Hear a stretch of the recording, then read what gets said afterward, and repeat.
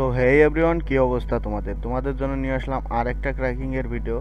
তো এর আগে আমার ইউটিউব চ্যানেলে অলরেডি 5টা ভিডিও আপলোড করা হয়েছে ক্র্যাকিংয়ের উপরে, আর এই ভিডিওটা হইতে চলেছে যে লাস্ট ভিডিও ক্র্যাকিংয়ের। এর পরবর্তী ভিডিও হয়তো প্যানেল মেকের ভিতরে থাকবে বেসিক লেভেলের, অথবা যে ফ্রি প্যানেল এই টাইপের ভিডিও এখানে আপলোড করা হবে ইউটিউব চ্যানেলে। ঠিক আছে, তো অবশ্যই সাবস্ক্রাইব করে পাশে থাকবেন আর আমার ডিসকর্ড সার্ভারে অবশ্যই জয়েন হয়ে নেবেন। তো আজকে যে প্যানেলটা আমি ক্র্যাক করব, তো ওই প্যানেলটা আমার যে ডিসকর্ড সার্ভার আছে, ডিসকর্ড সার্ভারের ওয়াইটি রিসোর্স এই জায়গায় পেয়ে যাবেন। আপনারা চাইলে নিজেরাই ট্রাই করতে পারেন।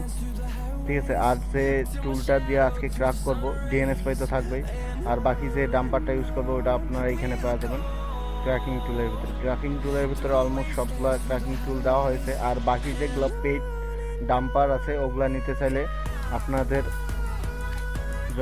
আপনাদের নিতে হবে আমাদের পেইড কোর্সের ভিতরে আছে ক্র্যাকিং প্যানেল অথবা মেক প্যানেল। আপনারা যদি পারচেস করেন ক্র্যাকিং প্যানেল, তাহলে এর থেকে যে প্রোটেকশনগুলো বেশি আছে ওগুলা কীভাবে ডাম্প করা লাগে ডাম্পার সহ আপনারা পেয়ে যাবেন। আর যদি আপনারা মেক প্যানেলের কোর্সটা কেনেন তাহলে প্যানেল মেক করতে পারবেন নিজেরাই। আপনারা C# অথবা C++ এর প্যানেল নিজেরাই ক্রিয়েট করতে পারবেন। আর বাকি যে মেথড বা কোড সবগুলো পেয়ে যাবেন আমার সার্ভারে। তো ওগুলো নেওয়ার জন্য অবশ্যই আপনাদের পেইড কোর্সটা বাই করতে হবে। ঠিক আছে, তো আজকে দেখাবো আমি এই EXE-টা। তো এই EXE-টা যদি আমি DNSPy এর ভিতরে নেই, ঠিক আছে, এক মিনিট। তো এই EXE-টা যদি DNSPy এর ভিতরে নেই তাহলে এইখানে দেখেন যে এর কোনো কিছু শো করতেছে না, এর সব স্ট্রিংগুলো হাইড হয়ে রয়েছে, কিন্তু এটা C# EXE। এখন এটাকে যদি মানে এর যে ভিতরের ফর্মগুলো আছে বা স্ট্রিংগুলো আছে ওইটা যদি আপনারা দেখতে চান তাহলে অবশ্যই এক্সট্রিম ডাম্পার দিয়ে এটাকে ডাম্প করতে হবে। তাহলে ডাম্প করার ফলে এর যে ভিতরের ফর্মগুলো আছে ওগুলো আপনারা দেখতে পারবেন।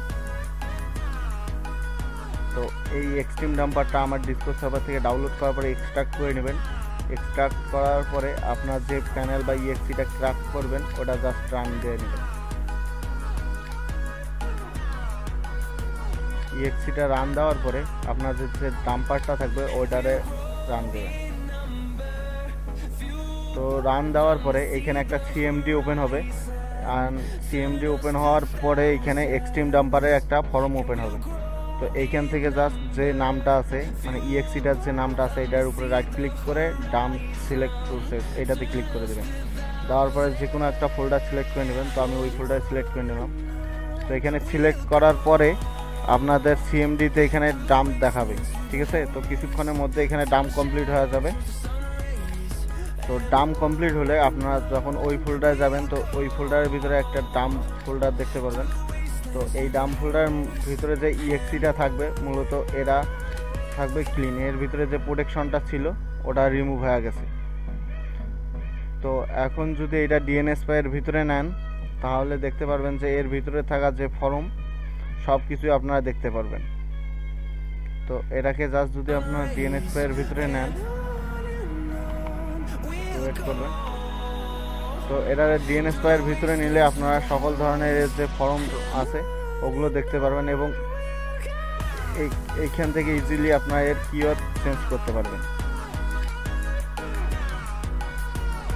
ঠিক আছে, তো এইভাবে ক্র্যাক করবেন। আর আপনারা যদি এগুলো চেঞ্জ করতে না পারেন তাহলে আমার ইউটিউব চ্যানেলের আগের ভিডিওগুলো দেখে নেবেন, নিলে আপনারা ইজিলি প্যানেলের কিওয়ার্ড চেঞ্জ করতে পারবেন, প্যানেলের লোগো চেঞ্জ করতে পারবেন এবং প্যানেলের নেম চেঞ্জ করতে পারবেন। आज के लिए फ़िलहाल इतना ही। आपकी तरह मैं भी मायूस हूँ, लेकिन उम्मीद पर दुनिया कायम है। दिल दुखा है लेकिन टूटा तो नहीं है, और उम्मीद का दामन छूटा तो नहीं है।